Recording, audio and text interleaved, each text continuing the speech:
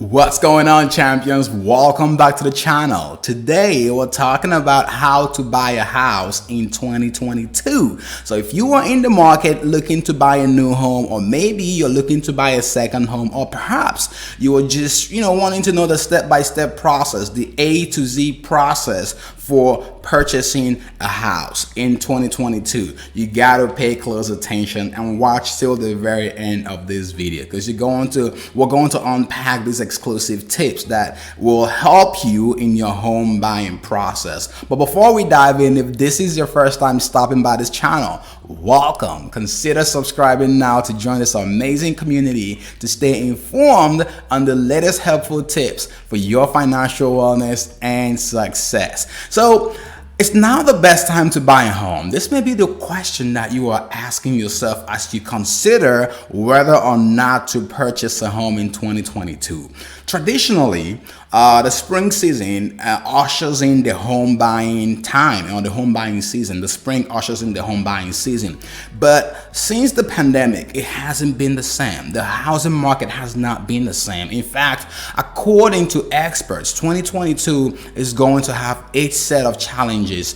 According to the report from Realtor.com, there's going to be a huge challenge for first-time home buyers. First-time home buyers are going to not have it very easy. They're going to have fierce competition because we've seen a huge percent increase in price of homes in 2021. Even though 2022 market will not be as fierce, supposedly, according to experts, as the 2021 market, but we're still going to see unique set of challenges according to this report. So 45 million millennials will be looking to make moves in 2022. So you have to pay close attention to this. 45 million millennials. So there's also a growing group of home buyers, the Hispanics. So 1 out of 10 home buyers in 2022 will be Hispanics, according to the forecast. And some of these things happening, we're still going to see home prices. The median home price will go up by 2.9%, according to this report. That's still a good chunk of money when you think about it. Homes that are worth $300,000, you're talking about $67,000 in increase. So that's still significant. And you got to pay attention to the mortgage rates. There will be an uptick in mortgage rates in 2022, according to this forecast. So we're going to dive into the details here to give you some more understanding and some more insights as to what it takes to purchase a home in 2022. The very first thing you got to know in this process is your why. So you have to really decide and ask yourself, why am I making this home purchase? You got to understand your reason and the rationale for purchasing a home. Are you feeling pressured into buying a home? Are you buying a home because everyone around you is buying a home? Are you buying a home because you really need it? Are you purchasing this new home because you just have some extra stash of money that you want to blow? Why exactly are you buying this home? So you got to take things like your job into consideration. Are you stable where you are at? Do you need a bigger space? So you got to factor in some of these questions when you're thinking about buying a new home. So why you need the home and what's driving your decision to purchase a new home is very important, because this will determine the level of desperation and how much you offer and where exactly you choose to live or you choose to purchase your next home. So now that we have this out the way, the next one is to get your credit score right. When it comes to purchasing a home, your credit score, especially if you are financing this property, your credit score goes a long way. I mean, I can never overestimate, or overstate what what this credit score will have to influence when it comes to the home buying process, from the type of interest rates you get and the monthly payment you make and affordability. Really, that's really what drives, because some of these loans, the conventional loans, you may not even qualify for them if your credit score is below a certain number. So you got to pay attention and get your credit score right. Make sure your credit score is right so you will be able to get the competitive rates.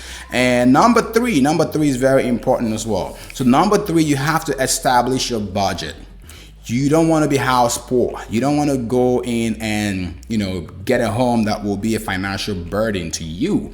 So you got to factor in the affordability. Remember, in order for you to enjoy your new home or the home purchase, there has to be that affordability, threshold that you feel fulfilled with. And you don't want to be in a home that's just financial stress to you, where you can barely sleep at night because of the amount of loan and the monthly payments that you cannot afford. And it has to be sustainable. The payment has to be sustainable for your family situation and your financial and income situation. So you have to establish your budget. Experts give some recommendation as to the ratio of income to mortgage loan you have to carry, but it's up to you. You can speak to your financial advisor specifically about how much you can afford comfortably, and not just pay attention to what the mortgage bankers are telling you. Just because you got pre-approved or you got approved for a $500,000 home or $1 million home doesn't mean that that's what you should purchase. You got to stick to what works within your comfortable budget. So number 4, also important, the next step in the process is you got to figure out your down payment. Your down payment has a big influence on your monthly payment. So the higher the number you put down, the higher the amount of money you put down during the home purchase, the lower your monthly payments will be. And also, maybe most times, the better interest rates you will get. Right? Because once you put down more money, you are considered less risky to the bank. But the less of the money you put down, the more income or the more payment you may have to come up with in the form of PMI. So PMI is the private mortgage insurance that most lenders will require you to pay if you are putting down less than 20% down payment. So you got to figure out your down payment and save up for the down payment. Make sure you have that locked in the bank account, well seasoned. Next up here is number 5, the 5th process is to get pre-approved. So you got to get pre-approved, right? And this just means you going out there gathering the documents from your pay stubs, your tax returns, and your financial statements. You got to get everything in position for you to get into the home of your dreams. So you got to get pre-approved. I have a video on this channel that talks about the step-by-step to get pre-approved. Pre-approved and pre-qualification are not exactly the same thing, but the pre-approval process is what makes the agents take you serious. So you got to know how much home you can afford before you even get out there, and the pre-approval process will help bring more clarity to what you can get financed and approved for. Next up here, once you get your pre-approval done, is to hire an agent. So when it comes to hiring an agent, you have to go through several agents. You have to interview the agents, screen them. You got to ask them certain questions to make sure they understand their craft and they know their craft, and to make sure they serve people that are in your specific situation. Not every agent that claims to know how to sell a home really knows how to serve everyone, right? Certain agents know how to serve investors, and some of them know how to serve first-time home buyers. So you got to look for who fits your situation and help. This will help you get the better home, because they'll bring you the listings that are a good fit for you. So screen and hire your agent. Once you've hired your agent, the next step is to start touring homes with your real estate agent. So your agent is going to set up appointments with the home sellers agents or with the homeowners for you guys to go and check out these homes, visit the homes, check it out, and make sure that it fits your needs. And once you've started the home touring process, chances are that you're going to start seeing homes that you like. And once you find the homes that you like or the home that you like, you got to put in your offer. You got to make your offer. And this is where your agent will help you with the documents and the process when it comes to putting your offer. And once you've had your agent, now the next step, number 9, could come before you make your offer. But chances are that at the time of making your offer, you gotta be sure that you've secured your mortgage financing. You gotta secure your financing, and this has to do with you shopping with across lenders. So you got to shop for mortgage and make sure you are getting the best rates and you're getting the best terms for your financing. So secure your financing. That's the next step once you've made your offer, and this can come before your offer, like I said before. The next step, number 10, once you have your offer in place and it's been accepted, if you have a home offer that's been accepted by a seller, the next step is to set up a home inspection. So you got to go to the professionals. Most banks or lenders will require you to have a termite inspection. They require that, but some of them will not require you to have a full home inspection. So it is your responsibility to set up a home inspection for the home before you close the deal. And this is very important. The reason why this is important, you will see in the next step. So the next step here is renegotiating your price and credits. This is very important because during the home inspection, even brand new homes, during the home inspection, chances are that the home inspector will list out a few things that need attention, things that need to be repaired or serviced, or things that may need to be replaced. So with that home inspection, you can go out and get estimates from builders and people who will work on these issues that were identified.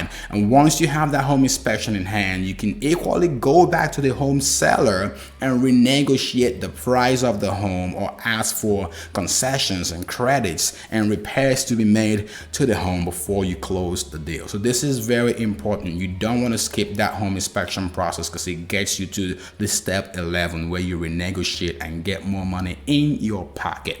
Okay, so once you're done with this renegotiating process, you got to make sure that before you sign that paper, before you sign the dotted line, you have done your final walkthrough. So you go with your agent and you make sure all the things you identified that needs to be replaced, repaired, or the things you need credit for have, they've been taken care of. So you got to go in and make sure you do your final walkthrough. Have a list, have a punch list of items that are very important to you, and a good agent will help you with this process. That's why you need to screen your agents. So once the final walkthrough is done, by this time the lender and the agents and the title company will set up a closing date, and this is when you take your down payment check and go to the home closing, sign the documents, sign your life away pretty much. You sign the documents and you get the keys for the home. And that's at that point you've become the home owner. So now we've gone through the step 1